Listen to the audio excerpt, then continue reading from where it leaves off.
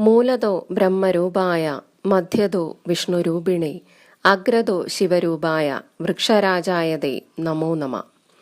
പരിപാവനമായ ആൽവൃക്ഷത്തെ ആരാധിച്ചുകൊണ്ട് നമ്മൾ ചൊല്ലുന്ന മന്ത്രം പുരാതന ഭാരതീയ സംസ്കൃതിയുടെ നൈർമല്യത്തിനും സർവ്വസ്വീകാര്യതയ്ക്കും ഇതിൽ പരമൊരു ഉദാഹരണം തന്നെ ആവശ്യമില്ല.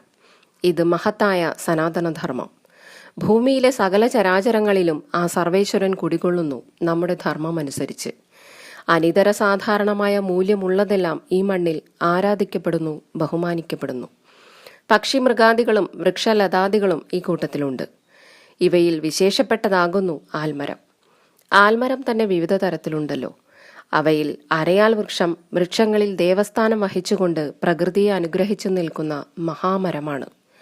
പ്രപഞ്ച നായകന്മാരായ ത്രിമൂർത്തികൾ കുടികൊള്ളുന്ന വൃക്ഷരാജനത്രേ ആൽമരം.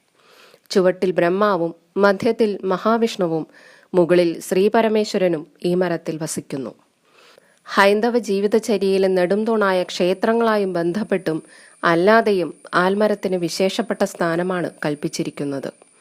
യാതൊന്നിനെ സ്പർശിക്കുമ്പോൾ പാപത്തിൽ നിന്നും മോചനം ലഭിക്കുന്നുവോ, ഏതൊന്നിന്റെ സ്വാധീന വലയത്തിൽ അസുഖങ്ങളിൽ നിന്നും അസ്വസ്ഥതകളിൽ നിന്നും നാം മോചനം നേടുന്നുവോ അത് ദൈവികത നിറഞ്ഞതാണ്.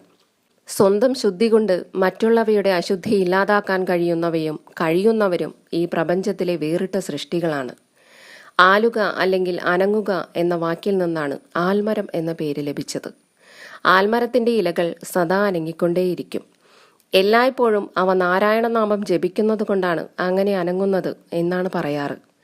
ഭഗവത്ഗീതയിൽ വൃക്ഷങ്ങളിൽ ശ്രേഷ്ഠനായ അരയാലും ഞാൻ തന്നെയാണ് എന്ന് ഭഗവാൻ ശ്രീകൃഷ്ണൻ പറയുന്നു. മഹർഷി മാർക്കണ്ഡേയൻ മഹാപ്രളയം തന്റെ ജ്ഞാനദൃഷ്ടിയിൽ അനുഭവിച്ചറിഞ്ഞ സമയം സർവ്വതും പ്രളയം വിഴുങ്ങുമ്പോൾ അദ്ദേഹം ശേഷിച്ചതായി കാണുന്നത് ആൽമരവും ആലിലയും ഭഗവാൻ കൃഷ്ണനെയുമാണ്.